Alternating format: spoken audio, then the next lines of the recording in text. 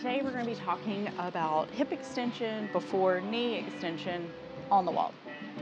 One of the first things that's really helpful to define is exactly what is hip extension before knee extension, because the words can sound kind of fancy, but the basic idea is that when we're standing up, that we want our hips to fully extend before our knees fully extend. What can be problematic with that is that when we get that knee extension before hip extension, number one is going to put us in more of this kind of open scissor position right here. But when we do that on the wall, it's going to have a propensity for our hips to be further away from the wall. And then when we're in that more extension pattern on the wall, it can, not always, but can mean that we're not able to generate quite as much tension through here. And this can be especially important when we are talking about early pregnancy and especially rehabbing our core for climbing postpartum. Find two really good holds, and I want you to find two really good feet.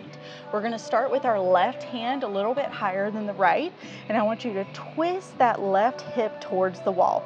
Now, what I want you to do is thinking about your left glute pushing you towards the wall.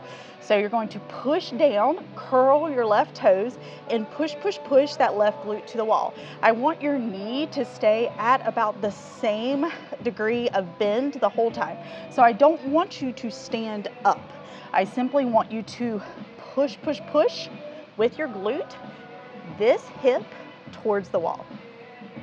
All right, now we're gonna switch it up and we're gonna do the right hand. We're gonna rotate that right hip towards the wall. Our right hand is just a little bit higher than our left. And what we're gonna do this time is thinking about just really pushing with that right glute up towards the wall. Again, we're not standing up.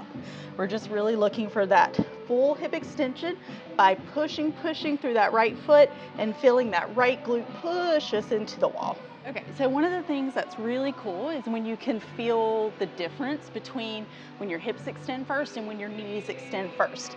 So here, what I'm gonna show you are my knees extending first. And let's say I'm trying to reach to that green hold right there. So here, my knees extend first and my hips are not extended yet.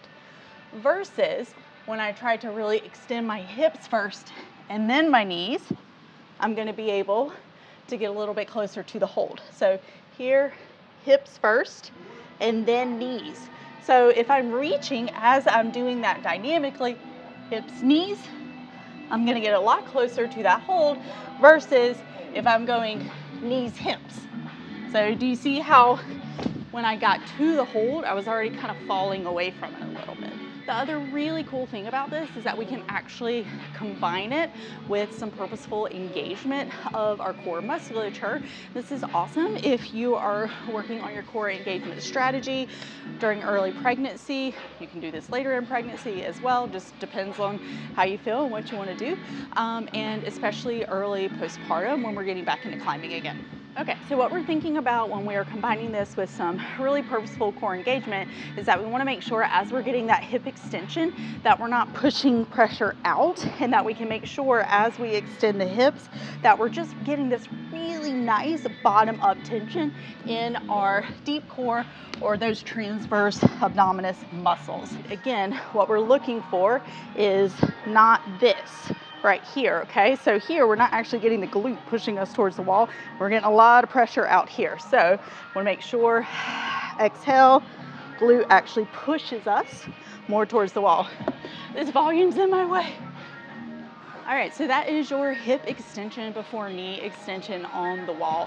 This is a drill that I really love to use, and especially since I'm a little bit shorter climber, I found that this kind of helps me to climb really nice and tall as well.